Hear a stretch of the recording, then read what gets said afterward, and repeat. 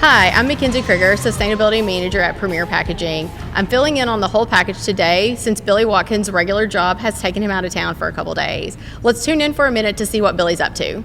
Hey everybody, Billy Watkins here. Just want to thank Mackenzie for a wonderful show. Sorry I couldn't be there. I'm actually relaxing at home right now, but don't worry, I'll be back soon enough for another episode of The Whole Package by Premier Packaging. We'll continue to discuss industry topics with our experts and friends at Premier. Until then, see you next time. Thanks, Billy. Now that we're back together, I'm joined by Shawn Edwards, our automation specialist. He has worked at Premier. How long have you been here? 2.5 years. Oh, fantastic. Yeah. So you're an automation specialist. What does that mean? Our group is called in more as a consultant. We go in and assess customers and their needs for automation. Automation meaning multiple pieces of equipment or just single pieces of equipment. So when you go in to assess a customer, what do? What happens? Typically we meet a rep there, try to get in the back and just walk the customer's floor. We look for areas that are very labor intensive. Okay. And just listen to the customer about their pain points. Yeah, so when you talk about an area that's really like labor intensive, what are those things that you're seeing? First and foremost, you go in, you see a carton building process. Multiple employees are erecting a carton, hand taping, stacking these up for their days pack outs. So prime example, easy get, case erector, case sealer, out the door. So that's some low-hanging fruit. You can come in. Absolutely. So when you come in and do something like that, how much time does that save a business? Is there a way to quantify that? There is.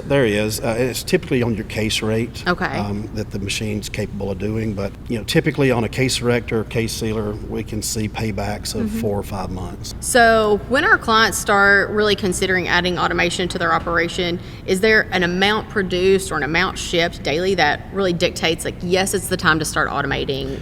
It is, and also, since COVID, labor is an issue. Many assessments that I've been on where owners or upper level management are actually out on the floor working. Oh wow! So it's time to automate. Absolutely. Yeah. I mean, I know we've during peak season, sometimes we get an email that says, "Hey, folks, if you're in Louisville or if you're near one of our facilities, we need some extra hands." I believe the statistic was that there are 11 million jobs open and there are only 6 million unemployed workers. So there clearly is a labor shortage going on. Absolutely. Do you see that really fuels the desire to automate for a lot of our customers? It does, or at least to get the conversation started. Excuse me. Yeah. So when you determine what sort of automation will work for a company, what's that process? How does that happen? I tell our reps, know your audience. Yeah. You go some high-level e-commerce facilities that have thousands of feet of conveyors, et cetera. Automation to those guys is just that. Yeah. For a lot of our customers, automation can be going from a hand tape gun to a case sealer. Oh, wow. The case erector that we mentioned earlier. Yeah, so it's not so always... the definition of automation changes as far as your customer base goes. Yeah, and so when you're working with our reps to help them understand how broad the scale of automation can be, what are some things that you encourage them to keep in mind? Really, it's just, again, know your customer and know the definition of automation. Because if you have a rep or our reps that think automation is that big complex line, you may walk past all the low-hanging fruit. Yeah, that makes sense. So if you've got some low-hanging fruit, you've got some easy wins where a rep's able to go in, save some money, save some time, save some labor. And scalability. So, if we look at a customer that maybe can't invest on full-scale automation today, but their 1-year plan is at this point, a 2-year plan is this, then we try to sell machinery that is scalable, that can be integrated later, not something that would have to be taken out and replaced. Oh yeah, well, I mean, I guess that makes sense. We'll start you off with a smaller option and then something that we can continue to build out over time. Exactly. So, are you really going in looking for like the simplest solution, or do you have customers that are like, no, we want all the bells and whistles all at once? Well, and that's your customer base again. Some of our customers don't know what equipment's out there, so they really rely on us to to guide them. And then you have customers that do their homework. Yeah. They know what they want, and then they reach out to us to make that happen. What's the most interesting piece of automation equipment that you've been able to sell? The vendors we use, the engineering capabilities now, ingenuity. Yeah. I mean, I think one of our questions was, is there things that surprise me? Yeah. Not really. No. I mean, I'm wowed. Yeah. The wow factor is there, but just with technologies the way it is today, anything's possible. Well, and technology changes so quickly. Daily. You know, Yeah. when you think about the automation team, like, how do you guys stay on top of that? I mean, we rely heavily on our vendors to keep us abreast of what new things are coming out and changes. Yeah. And because I'm not going to say it's impossible, but with the broad range of vendors that we use, it's tough to keep up with all of them. Oh, I'm sure. Yeah. So when we think about automation, is there something that we see more companies adopting more quickly? Are there things that are slower to take off? More quickly, again, your standalone case erectors, your standalone case sealers, pack stations are becoming even more popular because it gets all your items right there together, makes your workstation easier. So let me just pause really quickly. Okay. So when you talk about a pack station, can you tell us what happens at a pack station? A pack station is basically this table maybe has a shelf with 3 or 4 different carton sizes, your tape, your label applicator, your computer. So orders are brought to that pack station. The employee has everything they need to pack that out. So they can do it all right there. All right there. Yeah. Yep. Oh, so of course that makes things much quicker. You're not having to run around. You're not looking for stuff. Yeah. Saving steps, saving turns. Yeah. Ergonomics is there. Yeah.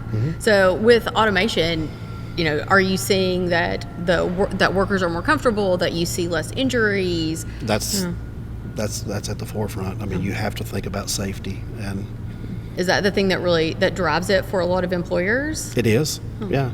Safety factor is huge, especially when you're calculating ROI. Oh, for sure. There's actually some fields that we can enter some data in for lost time accidents or injuries. Yeah, so you're actually able to enter all of that and factor that into. So when you go to a customer, you can say, "Hey, not only is this saving you man hours, but So here's your payback of 6 months, but a lost time accident is going to cost you this." Well, and I'm sure that speaks really well to a customer when they see that, like, oh, That we're trying to do our homework. Yeah. oh. Well, so this is not really a normal area of business. Most people don't necessarily think about automation as part of packaging. How did you end up doing this? I was years with Mohawk Flooring down in Georgia in their engineering group. A gentleman who was a friend of mine as well as a coworker left Mohawk and became a division manager for Premier in our South Division. And he and I ran into each other one day, and he said, "Hey, I got an opportunity for you. Let's have lunch and talk about it." So we did, and over the course of 7 or 8 months, we came to an agreement, and here I am. Oh, fantastic. Yeah. So Big decision at 48 years old to leave a company that you've been with for a lot of years, but best decision ever made. Yeah, no regrets. Glad to be here. No, absolutely none. Oh. Absolutely. So when you were a kid and you were thinking about what you wanted to be when you grew up, were you thinking, I want to be in automation, I want to help people pack things out? No, I wanted to be a fighter pilot. Oh, this is basically the same. Saving lives one box at a time. But engineering, you have an engineering mind. It's Yeah, very, very, it all fits together and it all works together. Absolutely. Let's go back to the question about, does anything surprise you? Have you ever seen something that just really wows you? We've been to several trade shows. Yeah. Tell us a little bit about that. You guys just came back from Germany. That's what keeps popping through my head is. What kind of new cool stuff did you see? Doing a lot of stuff with paper. Oh, yeah. I mean, paper, that's your background. So, in the U.S. it's gaining traction, but in Europe, it's everywhere. Yeah. And just how they're able to flow wrap or make right size bags on horizontal wrappers for e-commerce. Yeah. Really, really cool stuff. Oh. Yeah. Is there anything that's coming into the U.S. market that you are seeing in Europe that you think could be a real game changer for, whether it's increased recyclability or helping us move away from plastic?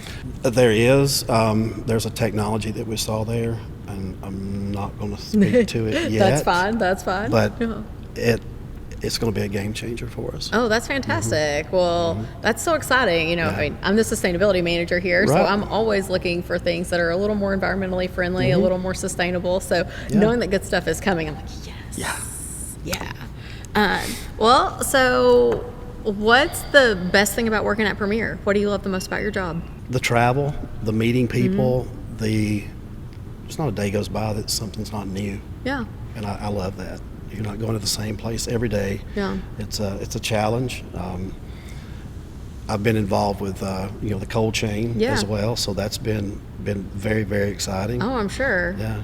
So if we were going to try to automate something like cold chain, I mean, is there equipment that already will do like cold chain automation, or are you able to use existing equipment? Does it have to be different? Yes, and yes. Yes and yes. Yeah. Again, I don't know how much would go into that, but so it's very exciting. Yeah, those are all pieces that can be automated and can make things happen more quickly.